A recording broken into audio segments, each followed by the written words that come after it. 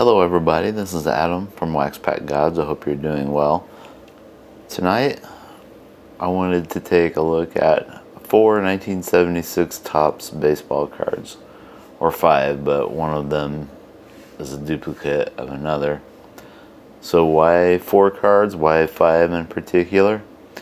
Well, I was going through some other cards, and these 5 cards, appeared as if out of nowhere. They didn't belong in the box of cards that I was looking through, and they just kind of stood out to me for their nostalgia and for the beauty of what they represent in the hobby. They're old baseball cards, and they have some really neat details to them. So I thought we'd just go through them one by one. I have to admit, I wasn't always a fan of the 76 Topps set. I thought it was a little boring, not very pretty. And maybe it's not the prettiest of all time, but I think it's a really good, solid set from the 70s. Maybe even a great set. So here we have Dave Chalk from the California Angels. He's trying to lay down a bunt. Well, it's obviously a posed shot. And one of the really cool details that Topps included on this set, and they did this a couple of other times, was this little figurine player that represented the position that the player played. So Chalk was a third baseman. You can see we have a third baseman here waiting for the play to unfold. We have, the color scheme is a little funky, but it's pink and gold, I guess, but it's pretty 80s-ish, or 70s-ish, garish 70s, and it kind of matches the Angels red. It's not so bad. On the back of the card, I always did like the backs of the 76 cards. The green makes me think of a baseball field. And then we have the baseball bat and the baseball with the card number in the ball. The basic information that you would expect. Player's name, his position and team, some biographical information, his stats. So we had 3 years of minor league stats here for Dave Chalk and 3 years of major league stats with the Angels. And then we get a bit of trivia, not necessarily about the player on the card. So here it says, Rick Wise, Phillies, hit 2 homers while spinning no-hitter against the Reds on June 23rd of 1971. My only beef with that is, why did it have to be against my Reds? So there's the Dave Chalk. Next up, we have Tommy Davis with the Orioles. We can see here the card. So Tommy is following through on his swing. We have a green border and bottom chunk of real estate, and then we have the orange, that's cool, which does correspond to the Orioles colors.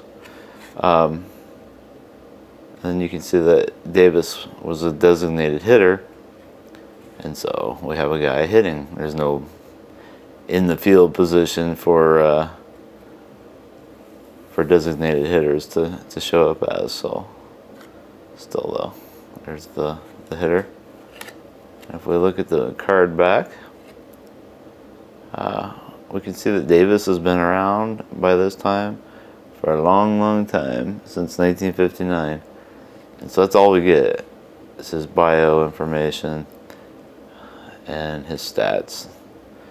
There's no room for trivia on this one. Okay. Nice Orioles card, Tommy Davis. So another slugger of the day, Willie Horton with the Detroit Tigers. Another designated hitter. So we have the yellow bottom and border, and then the brown. So we don't really get any specific Tigers colors here, but we again get the designated hitter icon in the lower left hand corner. Willie's wearing a glove. He's looking out, I don't know, either at the pitcher or the umpire, or maybe he's hit a foul ball, trying to figure out what's going to happen with it. And then Willie's been another one who had been around a long time, since 1963, but he had only been with the Tigers. And again, though, with all these stats, there's just no room for the trivia box that we saw with Dave Chalk's card. And then finally, I come back to the Orioles for pitcher Grant Jackson. So the same color scheme as we had for Tommy Davis. Grant Jackson is a left-handed pitcher, and the figurine is a left-handed pitcher. So the attention to detail was just great, and I didn't even realize that they had these matched so well to positions for many, many years. Well, this card has been loved. You might be able to see there was a nice crease there. So it has lots of character. Corners are rounded. Somebody has paid some attention to this card. And Jackson had a long career by this point too, starting in 1965 with the Phillies and continuing on through 75 as of this card with the Orioles. And then it says Grant was a member of the 1969 NL All-Stars. That would have been with the Phillies when he won 14 games. I think we got a little bit of old gum or wax here.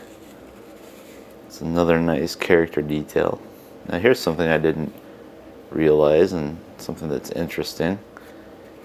Grant Jackson was born in Fostoria, Ohio, but at the time of this card, he lived in Caguas, Puerto Rico. It's an interesting juxtaposition. So anyway, another really nice card. So there you have it. 4 1976 Topps cards that were there just because, and that I thought we should look at just because they were there. 4+1. So you can find us at waxpackgods.com or on Twitter at waxpackgods. Thanks a lot.